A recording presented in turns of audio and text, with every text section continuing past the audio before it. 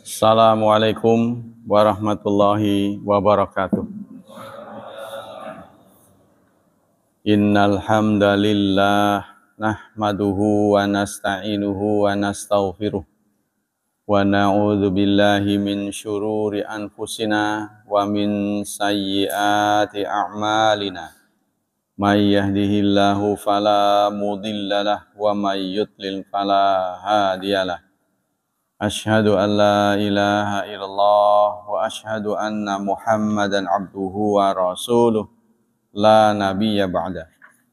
Allahumma salli wa sallim ala nabiyyina Muhammad sallallahu alaihi wasallam wa ala alihi wa sahbihi wa man sara ala nahjihi ila yaumiddin. Amma ba'd.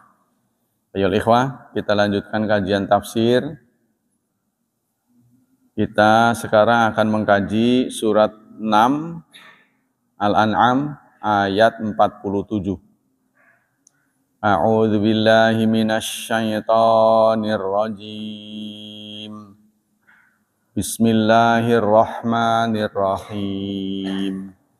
Qul ara'aitakum in atakum adzabullahi baghtatan aw jahratan hal yuhlaku illal qaumudz zalimun.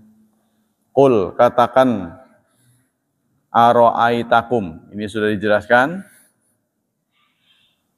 bahwa ara'aitakum ini susunannya dari ra'aitakum.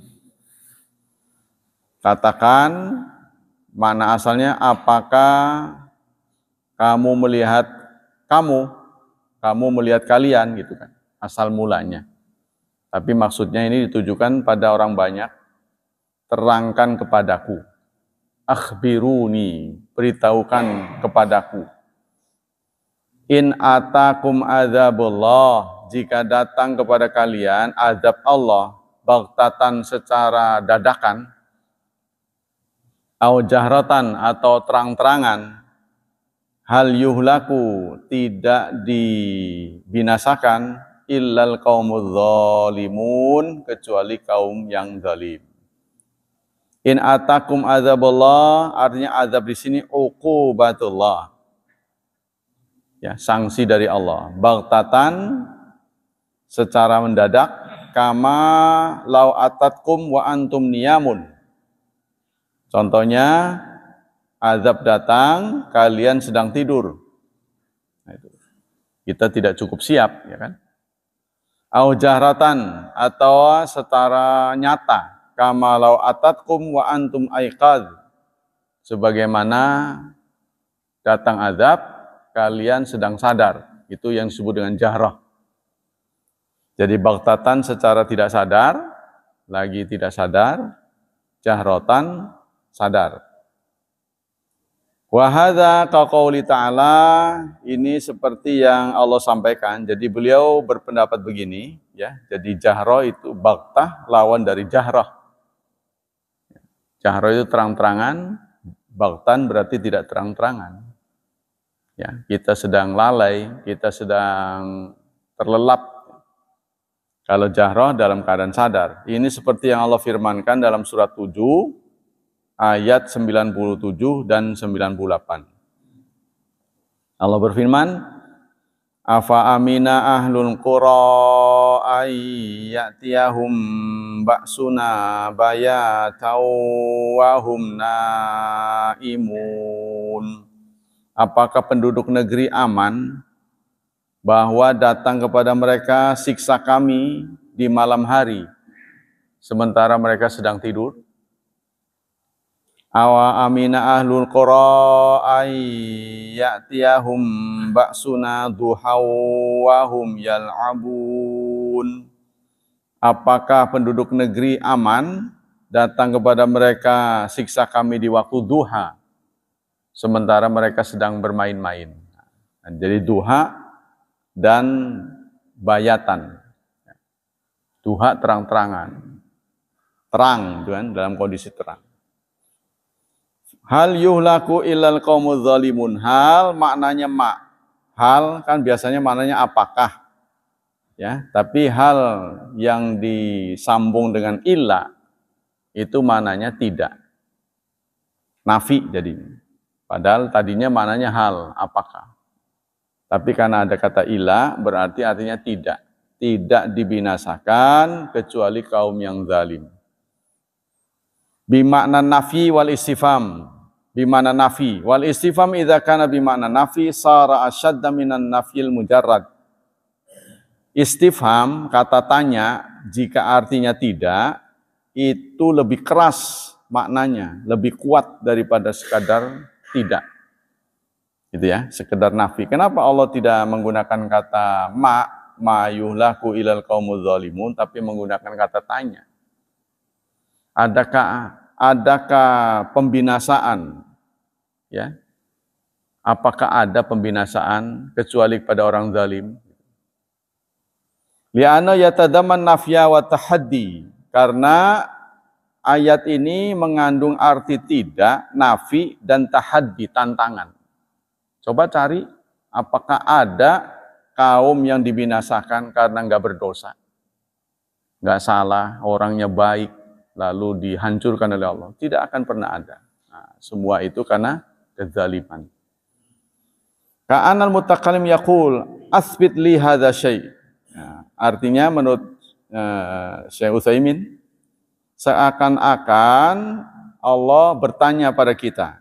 Nah, coba terangkan, ya, jika azab Allah itu datang di waktu malam mereka tidak sadar atau sedang sadar, ya, yang kita lihat di mana-mana itu tidak pernah terjadi kecuali karena ada dosa. Pasti mereka zalim. Nah, ini sudah artinya hukum besi atau orang. Hukum besi. Ya, terjadi pada semuanya. Tidak mungkin ada orang baik-baik, orang saleh, taat pada Allah, lalu disiksa. Tidak mungkin. Ya, itu pertanyaan. Hal yuhlaku ilal qaumuz zalimun, al jumlah takrirun. Jumlah hal yuhlaku ilal qaumuz zalimun itu kalimat takrir, merupakan statement dari Allah. Ya. Jadi apa namanya, dekret dari Allah. Ingatlah, tidak ada kaum yang zalim, tidak ada kebinasaan kecuali pasti kaumnya zalim. Li akhdil azab wa annahum la ya'khadhu zulman. Mereka tidak mungkin disiksa, ya, kalau tidak zalim. Bali amalihim sai. Nah, tetapi mereka disiksa itu karena perbuatan mereka yang buruk. Wa zulmu yang qasim ila qismain. Zalim itu ada dua macam. Zulmun fi haqqillah, yaitu zalim kepada Allah. Wa zulmun fi haqqil ibad, dan zalim kepada sesama. Amma zulmu fi haqqillah fa dawauhu at-taubat. Zalim kepada Allah, treatmentnya, obatnya itu adalah taubat.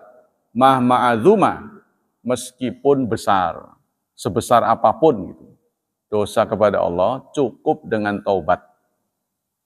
Hatta law kana syirkan billah ta'ala, meskipun itu dosa yang tidak diampuni, musyrik, ya, kalau masih hidup, pasti akan Allah terima, asal taubatnya benar. Bal hatta law kana sabban lillah alal qawli rajih, bahkan ada yang mengatakan meskipun dia memaki-maki Allah, ya, meskipun orang itu memaki-maki Allah, benci pada Allah, kemudian di satu titik dalam hidupnya dia bertobat, tetap diterima oleh Allah selama masih bernafas. Ya, la fala ya fa innahu yazulu bitaubat. Jadi semua dosa itu akan lebur karena taubat. Itu dosa kepada Allah, ya, zalim kepada Allah. Wa amma haqqul adamiyyi fala yazulu illa biraddihi ilaihi. Tetapi zalim kepada sesama tidak akan pernah hilang kecuali mengembalikan hak sesama. Kalau ngutang bayar, kalau minjem kembaliin, ya, kalau menjatuhkan angkat, katanya ngejatuhin, angkat dia, nah itu selesai, ya. Kalau salah minta maaf dan begitu seterusnya. wastihlalihi, dan minta halalnya. Wa ila mahma tabal insan wa akhlasalillah wa nadima fa inna la yakfihi hatta yaradul haqqu ila ahliya. Karena dosa kepada sesama meskipun ikhlas, menyesal, tidak cukup sebelum dia mengembalikan haknya. Bal inna raddal madzalim ila ahliha min syuruti taubat. Bahkan mengembalikan hak ya kepada sesama itu bagian dari syarat taubat kepada dolim ya, dolim kepada sesama manusia. Walati min syurtiya aidan alla yuqli al insanu anidz dzambi wala iqla anidz dzambi mastimrari akhdhi malil ghair. Serta syarat-syarat yang lain, singkatnya syarat taubat kepada Allah itu ada 3. Pertama, menghentikan kesalahan. Ya. Jadi pertama nyesel. Ya. Yang kedua menghentikan kesalahan. Yang ketiga berjanji tidak akan mengulangi. Nah itu taubat pada Allah. Kepada sesama manusia, kesalahan kepada sesama manusia tambah 1, mengembalikan haknya. Di samping tadi yang 3. Kesimpulan. Al-faidatul ula, at-tahdzir min nuzulil azab imma baghtatan wa imma jahratan. Ayat ini memberi peringatan kepada kita, jangan sampai turun azab baik secara tiba-tiba maupun secara terang-terangan. Ya. Baik dalam keadaan sadar maupun tidak sadar. Fala ya'manul insan idza kana asiyan ayanzila bil azab. Maka manusia, orang tidak akan aman ya, dari azab saat dia bermaksiat. Lakin ayazunu anal azab huwa uqubatul jasad faqat faraghima anna uqubatul jasad azab fi haqqi dzatiha. Apakah yang dimaksud azab itu menyakiti tubuh saja, menyakiti badan saja? Karena ada orang yang badannya sehat tapi batinnya kosong, yaitu tidak bahagia. Ya. Jadi apa azab itu selalu berkaitan dengan melukai kesehatan? Kata di sini tidak. Illa anna hunaka huwa akbaru minha. Tetapi ada azab yang lebih besar dari semuanya. Apa itu? I'radu an dinillah, berpaling dari agama Allah. Tidak peduli pada agama Allah. Itu azab yang paling besar. Malas beragama, ya, malas menjalankan agama. Ini yang dimaksud oleh Allah dalam surat 5 ayat 49. Ya. Jadi ada azab yang akbar, lebih besar daripada siksa jasad. Sakit enggak, hidupnya senang, tapi dia i'rad, tidak peduli pada agama, pada Islam. Ya. Ini yang dimaksud oleh Allah dalam surat 5 ayat 49. Fa in tawallau fa'lam annama yuridullahu ay yusibahum bi ba'di dzunubihim. Maka jika mereka berpaling, maka ketahuilah sesungguhnya hanyalah Allah menginginkan musibah menimpa mereka itu bi ba'di dzunubihim, karena sebagian dari dosa mereka. Jadi kalau ada orang yang berpaling, ketahuilah itu sebagian musibah yang Allah timpakan kepadanya. Nah, kita harus hati-hati ya, karena watak manusia itu bosen. Kita boleh bosen makanan, kita boleh bosen pakaian, tapi jangan pernah bosan untuk menjalankan Islam. Nah, ini yang dikhawatirkan. Bosen sholat, bosen ngaji, nah itu yang khawatir. Sementara umur semakin bertambah, kuota semakin berkurang. Dan kita nggak pernah tahu sisanya berapa. Walihadza qala ulama rahimahumullah innal ma'asiya baridul kufur. Karena itu sebagian ulama mengatakan maksiat itu baridul kufur. Ya, barid itu surat kekafiran. Nah, maksiat itu adalah surat. Ya, artinya pesan dari kekafiran. Kalau semakin banyak maksiat yang dijalankan, maka akan mengarah mendekati kekafiran. Ya, artinya message. Yanzilu hal insan marhalatan, tapi sedikit demi sedikit. Nah, sama dengan tubuh kita ya. Tubuh kita ini berubah. Ada perubahan. Perubahan itu adalah pesan kematian. Ya, pesan kematian. Jadi alisnya bertambah panjang, rambutnya berwarna, kulitnya kisut, matanya burem. Nah, itu pesan kematian. Jalannya sudah tidak flat. Ya kalau jalan baris itu udah nggak bisa, pasti nyenggol temennya. Sudah tidak flat. Karena mungkin saja pertumbuhan tubuhnya itu tidak sempurna. Jadi lama-lama itu orang kadang-kadang jalannya tuh nggak kerasa itu timpang. Dia sendiri jalan nggak kerasa. Jadi boleh jadi pertumbuhan tulangnya sebagian sudah tidak merata. Jadi pendek sebelah singkatnya. Katanya orang kalau habis bangun tidur, tulangnya nambah. Tapi nanti mungkret lagi. Nah mungkin itu kalau sudah uzur, itu tidak kembali lagi. Ya, nah itu jadi semuanya itu berubah. Itu adalah semuanya pesan dari Allah, pesan kematian. Matanya burem, makanannya sudah milih-milih, dan begitulah semuanya. Kita sudah paham karena kita mengalami. Jangan cerita banyak-banyak, jadi menyedihkan. Wa hatta yusbiha maitan wa tahil karitha, sehingga kita menjadi mati hatinya. Kalau sudah banyak berbuat maksiat, mati hatinya, maka itulah alasan Allah menurunkan musibah. Ya. Jadi hati-hati saudara, kita tetap jaga sholat berjemaah, jangan dikira nggak ada kaitan sholat dengan turunnya azab, ada kaitannya. Nah, ini yang kita nggak pernah tahu. Walakinil hamdulillah, bukankah kita alhamdulillah sudah melewati COVID, banyak yang selamat daripada yang nggak selamat, ya paling berapa orang saja, nggak sebanding dengan jumlah kita. Itu suatu bentuk nikmat yang patut kita syukuri. Masjid kita nggak pernah tutup sedetik pun. Ya kan?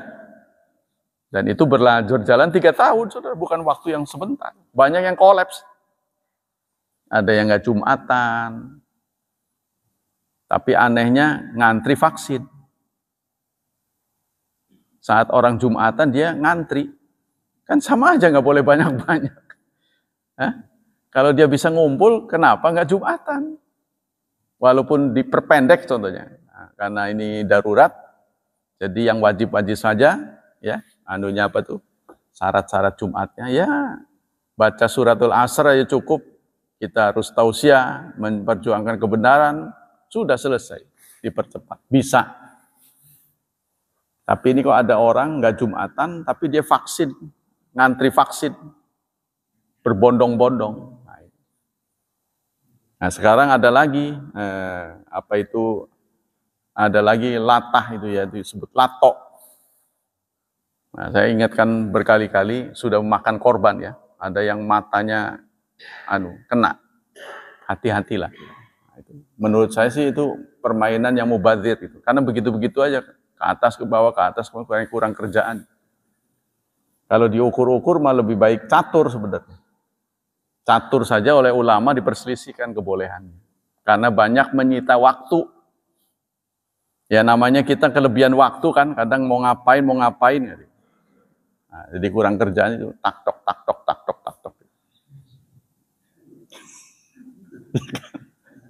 Tapi itu bahkan saya ketawa itu, ada anak kecil yang bertanya, Pak, kalau lagi sholat boleh lato? Nggak boleh. Jadi sembari sholat, tak. Sampai segitunya ya. Nah itu saudara, kaitannya adalah lato itu sejarahnya dulu ya, sejarahnya itu asal mulanya lato, konon dari Amerika Serikat, itu dipakai untuk mengundang arwah. Katanya itu kaitannya. Nah, ini belum banyak yang membahas ya ulama-ulama ini. Kaitannya itu dulunya memanggil arwah, sama dengan kata buset. Buset Kalau bahasa Betawi kan, buset gitu. Itu asalnya dari Abu Sa'id. Abu Sa'id. Jadi dulu ada orang yang dikeramatkan, pokoknya kalau kamu menghadapi kegentingan, panggil nama saya. Ada yang buset. Sebenarnya Abu Sa'id, jadi kedengarannya buset. Katanya gitu dari sisi bahasa. Nah, mungkin orang yang sekarang mengucapkan nggak arahnya ke sana, asosiasinya ya. Mudah-mudahan begitu. Kita lanjutkan. Faidza tubta fataubatu tahdimu maqablaha. Jika Anda bertobat, maka taubat itu akan menghapus dosa-dosa yang telah lalu. Wa takuna ka'annaka lam taznab, maka Anda seperti belum berdosa atau seperti anak yang baru dilahirkan, ya. Jadi kembali segar. Walillahilham, walillahilham. Segala puji bagi Allah. Bal innal insan idza taba ila Allah taubatan nasuha rubbama takunu haluhu ba'da taubat akmal min hali qabla maksiat. Bahkan kadang terjadi pada manusia ketika dia berbuat maksiat lalu dia tobat, sikapnya lebih baik daripada sebelumnya. Nah, ini banyak terjadi seperti Umar bin Khattab. Ya, setelah dia menyesali apa yang dia pernah lakukan di masa lalunya, dia masuk Islam, kemudian dia tampil lebih baik lagi daripada sebelumnya. Ya, nah, itu siap menderita untuk orang lain. Nah, yang tadinya kasar, kemudian beliau pribadinya itu sangat berperasaan, sensitif. Begitu. Jadi menurut dia memposisikan jangan pernah satu pun dari rakyatku yang lapar ketika aku kenyang. Jadi mereka harus kenyang dulu baru aku bisa. Ya, jadi sampai begitu. Beliau memposisikan begitu. Jadi kalau ada satu rakyat saja, rakyatku yang lapar sementara aku kenyang, aku tidak pernah terbayang akan ditanyai oleh Allah. Ya, karena itu terinspirasi oleh hadis itu. Jadi apa la yu'minu ahadukum bata syab'an wajaruhu ja'iun wa huwa ya'lam. Tidak boleh, jangan sekali-kali Anda ya tidur dalam keadaan kenyang, tetangganya lapar. Padahal dia tahu. Kalau nggak tahu beda lagi. Kita kembali ke sini. Unzur ila qaulillah tabaraka wa ta'ala. Perhatikan firman Allah dalam surat Toha ayat 121, 122. Wa asa Adamu rabbahu faghawa thumma ijtabahu rabbuhu fataba alaihi wa hada. Adam maksiat kepada Tuhannya. Lalu dia gawa, menyimpang. Kemudian Allah, Tuhannya memilihnya. Kemudian Tuhannya memilihnya, dia bertobat dan mendapat petunjuk. Jadi ini ada kaitannya dengan kadangkala hidup orang itu setelah banyak melanggar, dia nyesel, dia tampil lebih baik daripada sebelumnya. Itulah orang yang disebut dengan mendapat Lailatul Qadar. Ya, kenapa disebut Lailatul Qadri khairun min alfi syahrin? Orang yang mendapat Lailatul Qadar mendapat inspirasi. Dengan inspirasi itu dia bisa mengejar ketertinggalan. Dia sadar, waduh kok saya begini. Nah, dia ngebut. Sehingga sikap percepatannya itulah yang mendapatkan pahala begitu besar. Karena terinspirasi itu mendapat Lailatul Qadar. Ya. Jadi kita dilatih dalam bulan Ramadan selama 30 hari. 29 dan 30. Menurut penelitian, ya, orang yang menjalankan suatu aktivitas selama 3 minggu, 23 hari, 21 sampai 20, itu akan membekas. Ya, akan membekas dalam hidupnya, akan menjadi pelatihan buat hidup selanjutnya. Dalam bulan Ramadan, setiap tahun kita dididik 30 hari. Nah, kita diminta untuk melanggengkan kegiatan-kegiatan Ramadan itu nanti kalau sudah tutup Ramadan tetap lanjut. Tetap berpuasa walaupun tidak saban hari sesuai dengan sunnah. Sholat malamnya yang selama ini diwujudkan dengan tarawih, nanti diwujudkan dengan qiyamul lail. Jadi tarawih itu sebenarnya qiyamul lail di bulan Ramadan. Ya, dilanjutkan. Nggak persis amat sih, tapi qiyamul lailnya lanjut walaupun bukan Ramadan. Ya, jadi kita setelah bertobat itu akan lebih giat lagi. Wa idza aznab khajala. Jadi karena kita sudah bertobat, tapi tidak mudah ya buat seseorang bertobat langsung hilang semua perbuatan yang lalu. Kadang-kadang tobatnya tobat gitu. Tapi yang membekas nggak pernah hilang. Ya, seharusnya hilang sama sekali. Walihada qala Ibnu Mas'ud radhiyallahu an, karena itu Ibnu Mas'ud berkata, innal mu'min yara dzunubahu ka'anna qa'idun tahta jabal yakhafu ayyaqa ali. Kata Ibnu Mas'ud, seorang mukmin melihat dosanya itu seperti orang yang duduk di tepi jurang. Kalau melihat dosa, seorang mukmin kata Ibnu Mas'ud melihat dosa seperti dia posisinya di tepi jurang. Takut. Ya, kalau sampai terpeleset, nah, dia akan celaka. Wa inal fajir, orang yang jahat, yara dzunubahu kadzubabin marra al anfih. Orang yang jahat akan melihat dosa seperti lalat yang hinggap di hidungnya. Ya, jadi ringan gitu, dia usir sebentar hilang. Wa asyara biyadihi fawqa anfih. Nah, kita lanjutkan ayatnya. Wa ma nursilul mursalina illa mubasysyirina wa mundzirin. Faman amana wa aslaha fala khaufun alaihim wala hum yahzanun. Walladzina kadzdzabu biayatina yamassuhumul adzabu bima kanu yafsukun. Wa ma nursil, dan tidaklah kami utus. Nah, ini tadi ya, ada kata ila kan, hal yuhlaku illa kan. Di sini ada kata ila lagi, tapi betul-betul menggunakan nafi. Ma ya. Ma nafi. Wa ila di sini namanya adatul hasr. Nah, kalau ada ma terus ila itu namanya adatul hasr. Apa adatul hasr itu dalam bahasa Indonesia itu hanya. Jadi ada penyatuan itu ya, dibuat ringkes. Wa ma nursil, tidaklah kami mengutus illa kecuali mubasyirin. Wa ma nursil mursalin, kami tidak mengutus utusan-utusan kecuali hanya tugasnya mubasyir dan mundzir, memberi kabar gembira serta memberi peringatan. Jadi hanya membawa berita, tugas Rasul itu. Bukan menentukan sampean sadar ini sampean teman saya, ini kawan, ini lawan. Gak bisa, bukan tugas Rasul. Ya, tugas Rasul itu hanya menyampaikan dan memberi peringatan.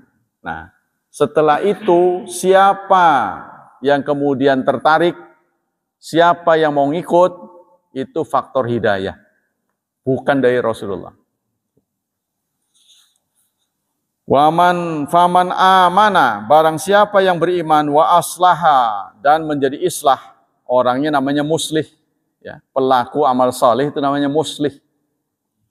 Fala khaufun, maka tidak ada khawatir atas mereka, tidak ada ketakutan. Takut itu akan depan, khaufun ini untuk akhirat, maka orangnya akan menimbulkan ketenangan, ya. Walahum yahzanun, dan tidak bersedih hati. Apa yang dimaksud tidak bersedih hati? Dunianya kurang-kurang dikit.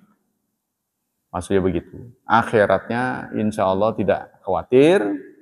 Dunianya kurang dikit dibanding orang kafir. Karena orang kafir kan waktunya dihabiskan untuk mikirin dunia. Kita berbagi dengan akhirat. Wajarlah kalau keuntungannya berkurang. Ya, wayanya sholat, kita berangkat ke masjid. ditinggalkan dagangnya, ya kuranglah otomatis.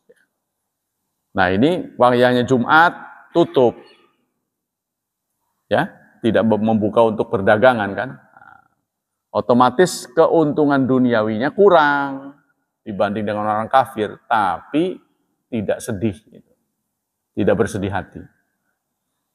Walladzina kadzdzabu biayatina, dan orang-orang yang mendustakan ayat-ayat kami, yamassuhumul azab, maka azab akan menimpa mereka.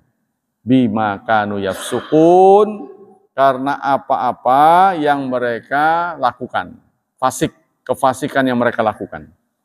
Wal irsal huwa tahmilul ghair iblagha risalati min arsala. Yang namanya irsal itu tahmilul ghair iblagha risalati mimman arsalahu, yaitu membawa amanat, ya, menyampaikan dari orang yang mengutusnya. Walihadza kana qaul raji fil mas'alah anna rusula hum, karena itu orangnya namanya rasul. Orangnya yang diutus namanya rasul, duta artinya. Bentuk zamannya rusul. Amanar rusul, harus dibacanya rusulu, nah, nggak boleh rasul. Rasul tunggal, ya, rasul tunggal, rusul jamak, tidak ada wawunya. Yang disebut rusul, rasul-rasul, hum man auha ilaihim bisyar'i, yaitu orang yang diberi pesan oleh Allah untuk menyampaikan syariat. Itu rasul. Wa umiru bitablighi, mereka disuruh menyampaikannya. Wa amman nabi, ada istilah nabi, ada istilah rasul. Kalau rasul adalah orang yang diberi wahyu dan ditugasi untuk menyampaikan. Itu namanya rasul. Kalau nabi diambil dari kata naba. Ada surat An-Naba, surat ke-78 ya. Itu khabar artinya. Jadi nabi itu orang yang diberi khabar. Orang yang diberi wahyu, tapi tidak ditugasi menyampaikannya. Ya. Jadi nabi itu tidak mendapat tugas. Tapi kalau disampaikan, kalau beliau menyampaikan, ya pasti nyampein lah. Paling tidak terhadap keluarganya, terhadap orang yang diajak bicara, kan dia pasti ngobrol, ya kan? Nah, kalau ada orang yang nurut, yaitu alhamdulillah. Tapi beliau tidak ditugasi untuk menyampaikan. Jadi maksudnya tidak ada target, ya, dikasih wahyu aja tapi tidak ada target. Contohnya banyak, diantaranya adalah Nabi Khidir. Terus nabi-nabi yang jumlahnya 124.000 nabi, nah, yang tercatat dalam Al-Quran, 124.000 nabi, 300 lebih diangkat menjadi rasul. Setiap rasul pasti nabi. Ya, itu bandingannya antara mubalik dengan orang Islam. Setiap mubalik pasti orang Muslim, ya kan? Tapi tidak setiap Muslim mubalik, kan begitu? Tidak setiap orang Islam ustadz. Gara-garanya kenapa? Ya gara-gara dia sendiri. Kalau disuruh nggak bisa ngomong, nggak ada pembatasan sebenarnya. Siapa yang boleh, siapa yang enggak ada pembatasan untuk menjadi seorang mubalik. Semua harus menjadi mubalik. Balighu anni walau ayat, walaupun satu ayat. Tapi itu tidak semua orang bisa menyampaikan. Malah kadang-kadang menyampaikan orang jadi marah, boro-boro nurut. Malah marah karena ucapannya nggak teratur. Nah, kita lanjutkan. Walakin lam yukallaf wa innama yata'abbad bihi nafsuhu. Jadi dia ibadah, tidak mendapat tugas dari Allah untuk menyampaikan. Walakin Rasul mukallaf ayyuballigha ma ursila bi. Sementara Rasul ditugasi. Wa hadzal ladzi alaihi jumhurul ulama wa huwa zahir. Inilah yang menjadi kesepakatan kebanyakan ulama. Jadi ada istilah nabi dan rasul. Nabi adalah orang yang diberi akses wahyu. Ya, rasul lebih tinggi daripada nabi plus mendapat tugas menyampaikannya. Sehingga tentu derajatnya lebih tinggi. Jadi dari 25 nabi yang tercatat namanya dalam Quran, ya, ada yang istimewa yaitu 5. Dikenal dengan ulul azmi. Dimulai dari Nabi Nuh, Ibrahim, Musa, Isa, dan Nabi Muhammad. Dari 5 ini, yang tertinggi adalah Nabi kita. Bukan karena kita umat Nabi Muhammad, bukan. Ya kan biasanya kan umatnya selalu menjagokan nabinya. Bukan, karena ini memang dari Allah sendiri yang menyatakan itu. Ya. Jadi Nabi Muhammad adalah nabi yang tertinggi. Sehingga nanti di akhirat, semua nabi dimintai oleh umatnya untuk merubah situasi. Merubah situasi. Situasi bagaimana yang mereka ingin rubah? Ya mereka menderita ketika menunggu di alam mahsyar, ya. Semua orang dikumpulkan, tentu kita sudah paham. Ketika orang berkumpul kan panas, ya kan? Gerah. Mau sampai kapan? Tuh, upacara dimulai, ngobrol sana sini, lama-lama lapar kan? Kalau kita dikumpulin tuh, acara belum juga dimulai, kan pada ngelirik jam. Kapan mau dimulai? Nah, ceritanya gitu. Nggak ada satupun yang berani protes, menanyai kapan acara dimulai. Semua berbisik-bisik. Nabi-nabi menolak. Wah, saya banyak salahnya, bagaimana saya mau ngomong. Terakhir, mereka pun minta kepada Rasulullah. Maka Rasulullah minta kepada Allah supaya segera digelar. Kita udah nggak tahan. Nah, Rasulullah, istilah kita itu jelinger. Jadi kalau kita harus milih, kalau Anda terlibat pada upacara, peran apa yang Anda ambil? Kira-kira begitu tuh kita ini. Kalau mau ada perhelatan akbar, kira-kira peran apa? Rasulullah milih nyediain air. Karena itu cerdas. Karena dia tahu orang kumpul tuh yang pertama di alam itu kan haus. Ya lapar mau belakangan tuh kan. Tapi kalau sudah haus nggak ketulungan. Kalau lapar masih bisa tahan. Nah itu makanya beliau menjadi penunggu telaga Kautsar. Beliau di situ. Jadi sahabat bertanya, ya Rasulullah, kalau di dunia saya sewaktu-waktu kangen pada Anda. Kalau saya sudah kangen, semua kerjaan saya tinggalkan, saya terus mencari tahu di mana keberadaan Anda. Begitu sudah ngelihat Anda, puas batin kami, pulang lagi. Nah, sahabat-sahabat begitu. Sekedar pengen lihat doang. Ya kalau sekarang sudah ada media sosial ya, bisa ngelihat gitu kan. Kalau dulu kan nggak bisa. Jadi harus melihat Rasulullah, kemudian tenang lagi. Nah itu di dunia. Cuma yang kami belum bayangkan di akhirat. Gitu kan? Kalau jumlah sahabat paling banyak tuh 124.000. Itu belum bisa mengalahkan jumlah penduduk ini. Nah, Cilegon ada nggak? 124.000. Katakanlah kalau DKI Jakarta belum bisa mengalahkan jumlah penduduk DKI Jakarta. Waktu itu sahabat Rasulullah. Jadi masih mudah mencari Rasulullah. Lah nanti ketika manusia dikumpulkan di alam mahsyar, itu kan dari manusia pertama sampai manusia akhir. Berapa triliun orang tuh?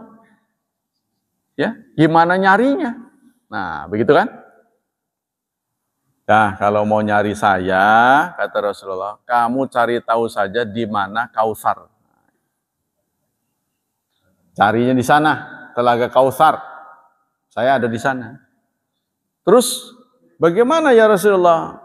Engkau menyiriin kami. Kan umat begitu banyak. Umat Nabi Hud, Nabi Nuh. Bagaimana mencari ciri bahwa kami ini umatmu?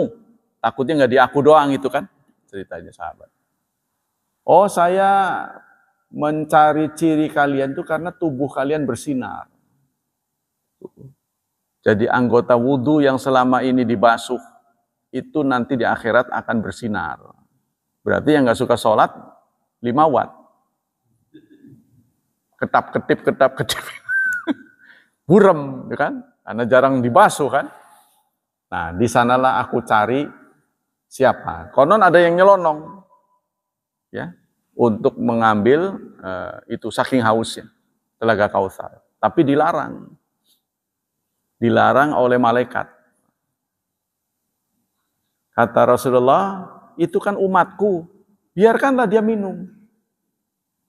Wahai Muhammad, engkau tidak tahu kelakuan orang ini, sebab orang ini lahir setelah engkau tidak ada. Orang ini kurang ajar. Nah, begitulah pokoknya malaikat menyebut keburukannya. Ya Nabi Muhammad nggak bisa bilang apa-apa. Maksudnya ciri-ciri sebagai umat Nabi Muhammad tuh nggak ada.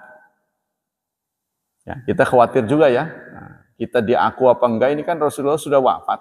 Kalau di zaman Rasulullah kan langsung diakui, oh itu kalian sahabat saya. Nah, kita ini sudah betul-betul ingin pas benar. Tapi apa ya diaku? Ya semoga kita nggak boleh putus asa. Nah, kita lanjutkan.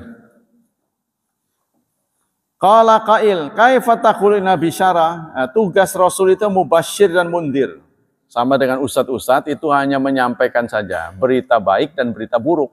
Silakan diambil. Kita nggak punya hak untuk menyuruh. Marah kalau orang nggak menjalankan. Itu terserah Anda. Ya. Sampaikan alal haq. Nah, jadi artinya memandu ibadah dengan ilmu. Nah, kalau Anda menolak, ya terserah Anda. Inilah keterangan dari sana. Kita hanya menyampaikan berita. Jadi tugas Rasul itu mubasyir dan mundir. Untuk apa Allah menyampaikan? Tidak lain tugas Rasul itu adalah mubasyir dan mundir. Kenapa ini disampaikan oleh Allah? Ya. Ini ingin menyampaikan pesan pada kita, yang ngatur, yang menentukan siapa yang nurut, siapa yang enggak, itu Allah. Ya, jadi kita menjadi muslim ini bukan karena ustadz, bukan karena mubalik, bukan. Kan? Kalau saudara-saudara mungkin karena orang tua, karena udah lahir dari rahim muslim dan muslimah. Tapi bagi orang yang menemukan itu bukan karena siapa-siapa, harus karena dari Allah Subhanahu wa taala. Nah, ini Allah yang menyampaikan sendiri ya. Fal jawa anal indar yu'athir fil bisyara kama tu'athir tafsir. Mubasyir itu diambil dari kata bisyarah. Bisyarah itu adalah sumringah. Orang biasanya kalau diberi kabar gembira itu kan reaksinya sumringah. Makanya disebut dengan mubasyir. Ya. Jadi mubasyir ini tugas dari dai membuat orang yang tadinya berkerut jadi hilang dahinya, merengut-merengut. Nah, jadi dia gembira. Ya, kita hidup susah nggak apa-apa, tapi jangan sampai terulang di akhirat. Ya, kita dihadapkan pada tidak adilnya dunia ini, tidak adanya keadilan. Ya, kita terima begitu saja. Kalau sudah kita usaha, ya itu berarti takdir. Kalau kita sudah usaha kan, yang namanya takdir itu setelah kejadian, sebelum kejadian itu namanya ikhtiar, cari yang terbaik. Kalau kemudian kita pengennya A, kemudian terjadilah B, itu berarti takdir sudah. Ya, jadi takdir itu terjadi sesudah terjadi. Faman amana, maka barang siapa yang beriman dengan hatinya, wa aslaha, dan islah, ya, berbuat baik, fala khaufun alaihim walahum yahzanun. Laki hadhi mutlaq lam tuqayyid bisyai'in. Jadi iman di sini iman dengan apa tidak disebut.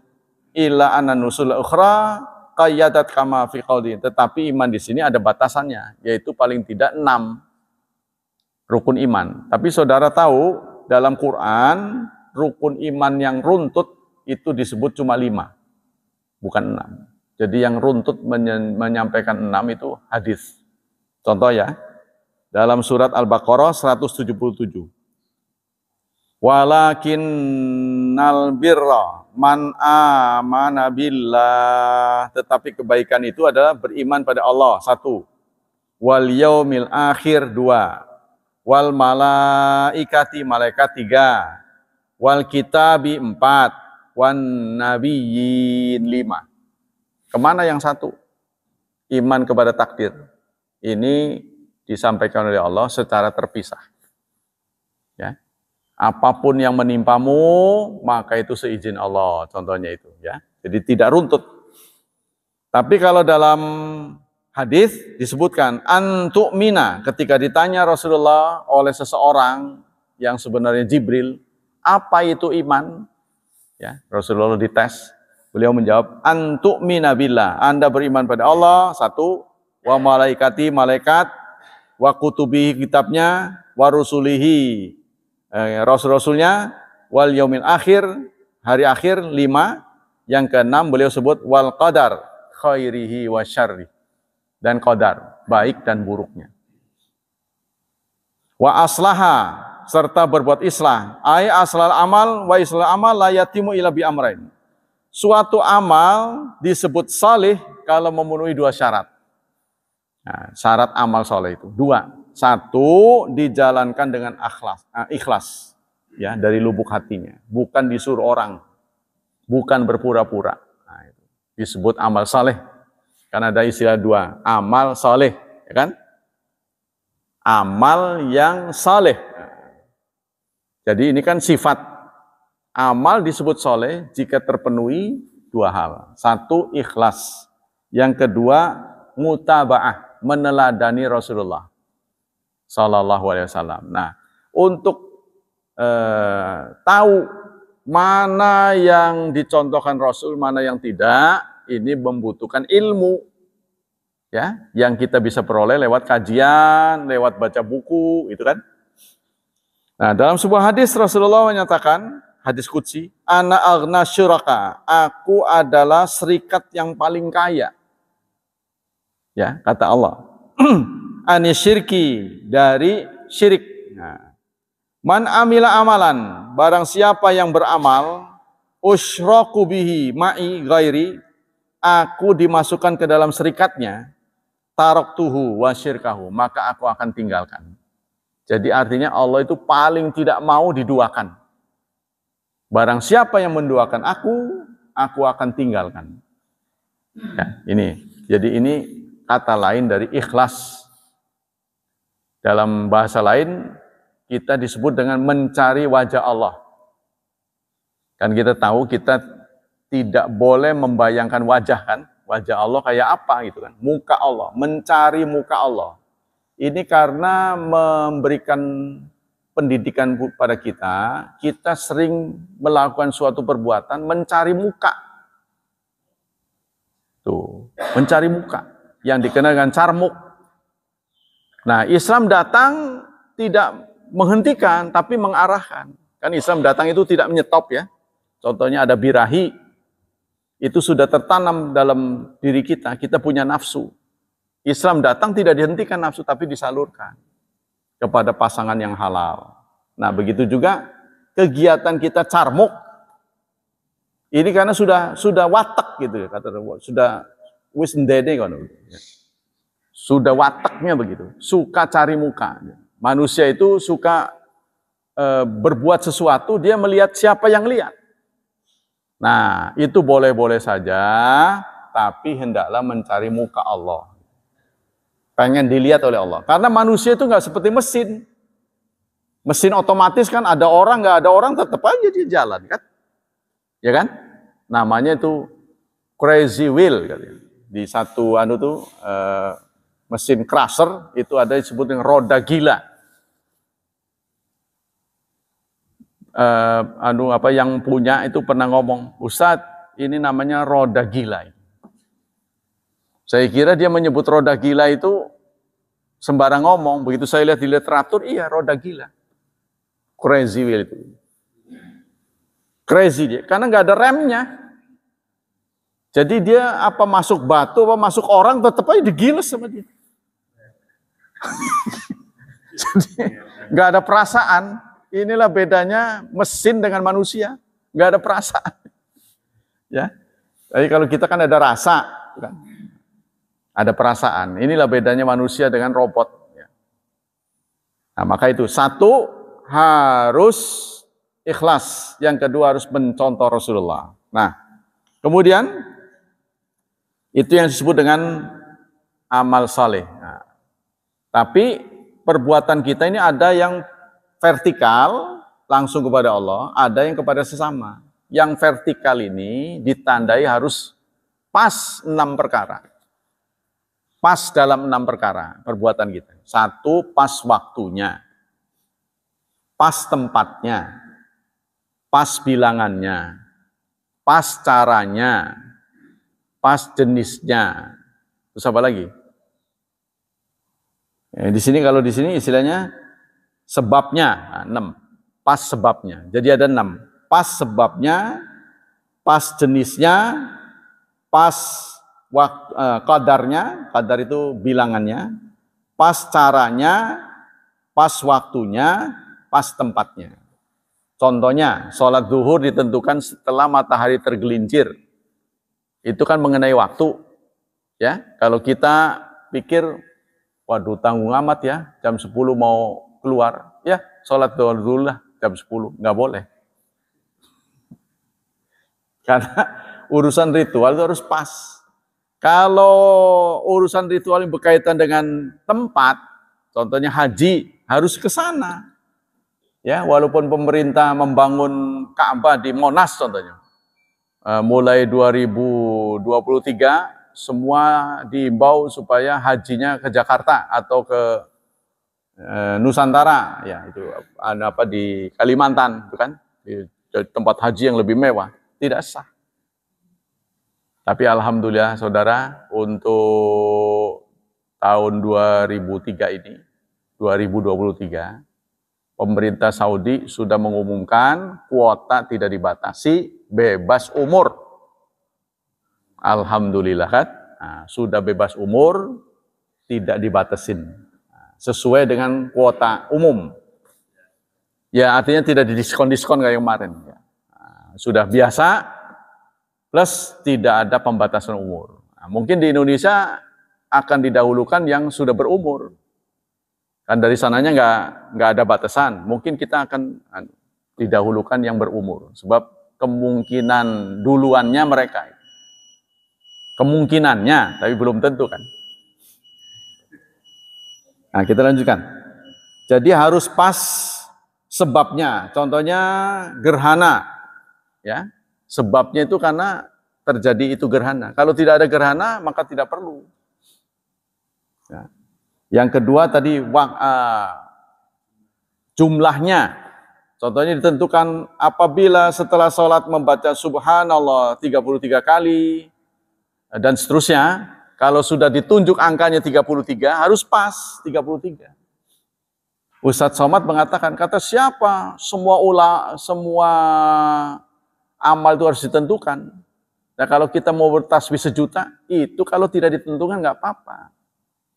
Ya, saya kadang-kadang pada beberapa orang alim itu kok kadang-kadang keblinger gitu loh. Kenapa kita kalau bertasbih 1.000.000 sekalipun, itu kalau tidak ditentukan waktunya.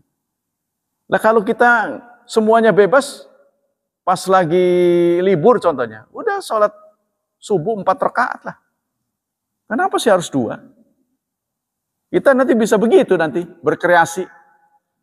Nah, kalau sudah ditentukan, kita tidak boleh membuka peluang. Tapi kalau tidak ditentukan, ada zikir yang bebas.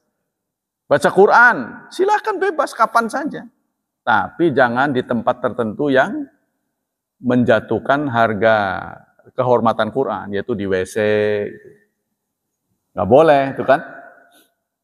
Nah, itu ada tempat-tempatnya. Yang ketiga, jenisnya. Nah, seperti hewan yang ditunjuk untuk kurban. Nah, itu adalah onta, sapi, kambing. Nah, kalau kita kemudian berpikir di sini pada kolesterol kalau kambing, jadi dibelikan bebek contohnya. Ya, harga bebeknya lebih dari harga kambing. Contohnya ketika dianukan samakan berapa? 50 bebek. Saya tambahin jadi 75. Tak potong 75. Nggak boleh tetap. Ya, pengganti dia boleh. Harus pas kalau urusan ibadat ya. Yang keempat, zamannya, waktunya. Contohnya kita mengeluarkan zakatul fitri gara-gara sibuk mudik, lupa. Ya. Kalau kita sengaja itu tidak sah, tapi kalau tidak sengaja bisa kita Kita sampaikan saat kita ingat. Nah, kemudian tempatnya tadi sudah ya. Jadi sebab, jenis, kadar, kaifiat, caranya, waktunya, serta tempatnya. Nah, itu harus pas dalam urusan ibadat mahdah. Maka kalau perbuatan-perbuatan yang tidak pas, ini dikenal dengan bid'ah. Ya, jadi bid'ah itu yang nggak pas sebenarnya, nggak pas waktunya, kemudian nggak pas caranya. Muter-muter Ka'bah kok baca Pancasila, itu kan nggak pas, bukan tidak menghormati falsafah negara, bukan. Ya kan? Bukan begitu. Itu ada yang begitu berkreasi ya. Fala khaufun alaihim, maka tidak ada ketakutan, khawatiran lima yustaqbal. Jadi khaufun itu untuk yang akan depan, ya. Maksudnya ke depan. Fala khaufun untuk akhirat, maka tidak ada kekhawatiran terhadap akhiratnya, masa depannya. Walahum yahzanun, dan tidak sedih, ya. Menyesali apa yang sudah terjadi. Jadi khaufun itu untuk ke depan, yahzanun untuk yang sudah. Mereka tidak khawatir menghadapi masa depan, serta tidak menyesali apa yang sudah terjadi. Ya. Menyesali apa yang sudah terjadi berkepanjangan, itu tidak menyelesaikan masalah. Yang terbaik adalah menjadi pelajaran, jangan sampai terulang pada yang sudah terjadi. Nah, itu kan? Fala yahzanun ala ma ba'da minad dunya li'anna istaghraquhu fi ta'atillah. Jadi mereka tidak sedih, ya, menghadapi kenyataan kekurangan dunia karena fokus akhirat. Karena tidak mungkin dunia akhirat akan kita peroleh sempurna dua-duanya. Ya, kalau kita banyak berkorban untuk akhirat, dunianya pasti kurang-kurang dikit, mah. Ya, kalau kita fokus ke dunia, kita lupa akhirat. Jadi mau dunia akhirat dapat secara sempurna, rasanya sulit. Nah, bagi orang beriman, kurang-kurang dikit wajarlah. Walladzina kadzdzabu bi ayatina, sudah ya. Kesimpulannya, minnatullah azza wajal ala ibadati bi irsali rusul. Ini anugerah Allah, ya. Anugerah Allah yang besar kepada hambanya dengan diutusnya Rasul. Bayangkan kalau Rasulullah tidak ada, kita tidak tahu masa depan. Singkatnya gitu. Kalau kita tidak muslim, maka kita akan menjadi penyembah berhala. Atau di kalangan orang barat yang tidak kenal agama, hidupnya ya untuk dunia saja. Ya. Banyak yang mengakhiri karena tujuannya tidak tercapai, mengakhiri dengan bunuh diri.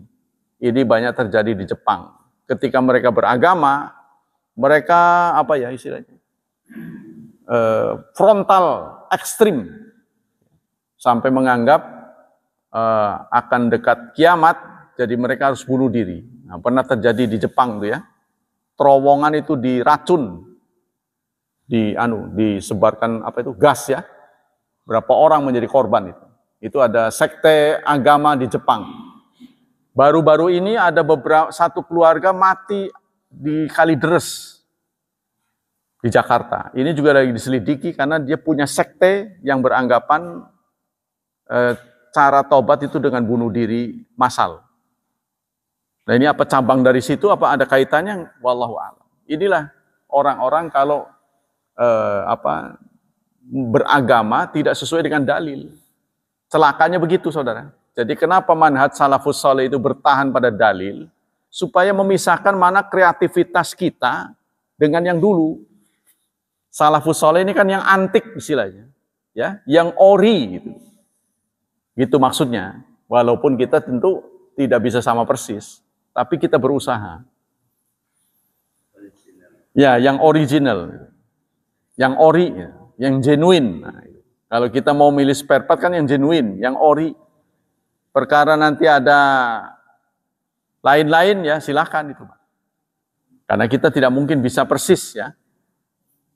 Yang kedua dan ketiga, anna risalat rasul tatadaman hadain syai'in, bisyara wal indar. Isi dari ajaran Islam itu dua, yaitu kabar gembira dan peringatan. Isinya cuma dua. Ya, kabar gembira untuk yang taat, peringatan untuk yang melanggar.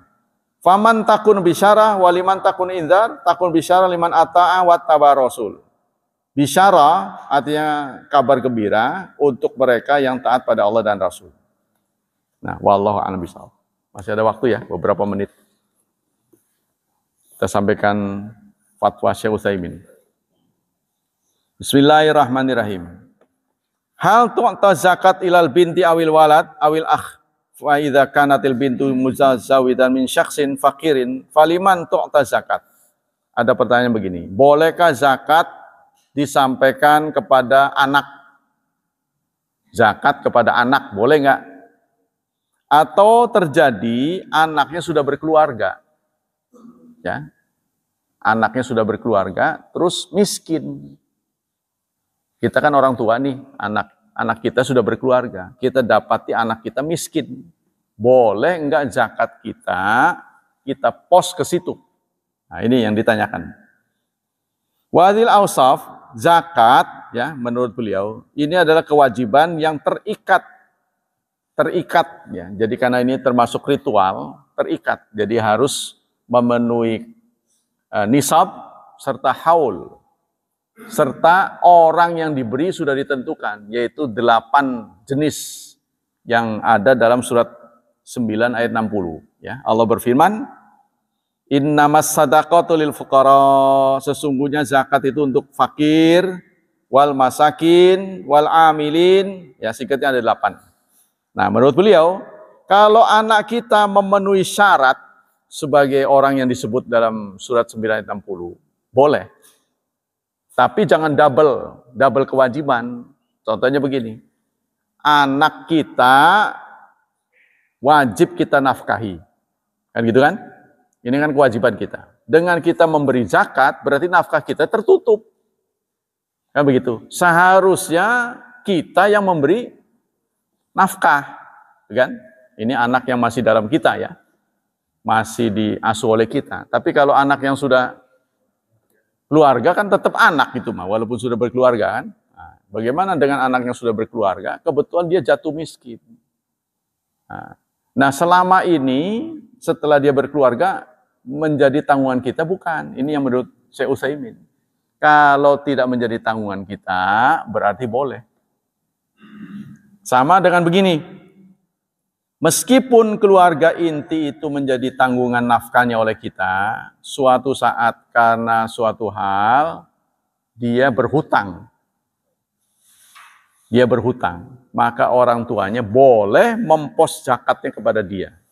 Tapi statusnya bukan yang wajib dinafkahi, karena hutangnya. Maka hutang inilah yang akan menjerat leher kita.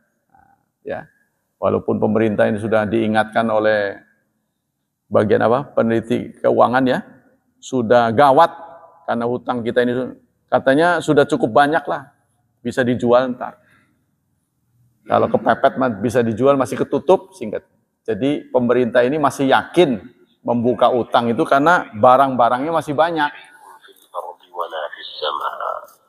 Tapi persoalannya kita sebagai rakyat, ya, pemimpin-pemimpin kita ini kalau sudah selesai dia dadah gitu. Dia nggak bertanggung jawab. Yang buka utang dia, tapi karena dia udah nggak dipilih lagi dadah dia. Bukan urusan saya. Itu yang jelek pemimpin kita. Kalau Amerika nggak begitu. Sistem yang berjalan. Ya, jadi si A diganti oleh si B itu nggak semuanya berubah, sebab ada yang sudah harus begitu gitu. Jadi hanya beberapa kebijakan saja. Contohnya untuk menurunkan bantuan, Amerika itu membutuhkan persetujuan Senat. Jadi dia ngumbar waktu terjadi tsunami di Aceh, saya akan nyumbang $1 juta. Itu ngomong kosong. Nggak bisa dituruti kalau Senatnya tidak menyetujui. Jadi harus ada 2 tanda tangan. Ya, itu yang terjadi di luar negeri. Jadi singkatnya itu tadi, jadi kalau anggota keluarga kita yang tidak menjadi tanggung jawab kita lagi, seperti anak yang sudah misah, suatu saat dia jatuh miskin, kan bisa terjadi kan? Pengangguran, hidupnya juga ya sehari makan sehari enggak, maka kita boleh memposting ke dia zakat kita. Tapi tentu bukan zakatul fitri ya, ringan itu zakatul fitri, 2,5 kilo. malah bisa jadi marah. Zakat malnya, ya. Demikianlah hadirin. Ada pertanyaan sampai sini? Jadi orang yang kita bersalah kepadanya sudah meninggal, ya kita doakan. Kita doakan, ya, supaya dia diampuni dosa-dosanya, supaya di hari kiamat dia memaafkan kita. Kita doakan saja gitu. Timbal balik kita. Jadi kalau kita bersalah pada seorang, kita kemudian titik balik, kita tobat, orangnya sudah meninggal, yang pernah kita zalimi, ya maka caranya itu adalah kita minta maaf dengan minta kepada Allah semoga dosanya diampuni. Gitu. Sebab kalau kita tidak minta, nanti kebaikan kita akan kesedot ke dia di hari kiamat nantinya. Atau kalau tidak, kita datang kepada keluarganya. Ya, silaturahmi, nah kita bicara. Tapi karena orangnya sudah wafat, ya kita doakan semoga diampuni oleh Allah. Itu Pak caranya. Demikianlah hadirin kajian pagi ini. Semoga menginspirasi kita semua. Semoga Allah Subhanahu wa taala melimpahkan pahala yang berganda untuk kita. Semoga Allah melindungi dan menyelamatkan kita dari wabah dan fitnah. Dan semoga Allah berkenan menghadiahi masa depan yang cerah buat putra-putri kita, membentuk mereka menjadi generasi yang saleh dan salihah. Subhanakallah wa bihamdik, asyhadu an la ilaha illa anta astaghfiruka wa atubu ilaik. Wassalamualaikum warahmatullahi wabarakatuh.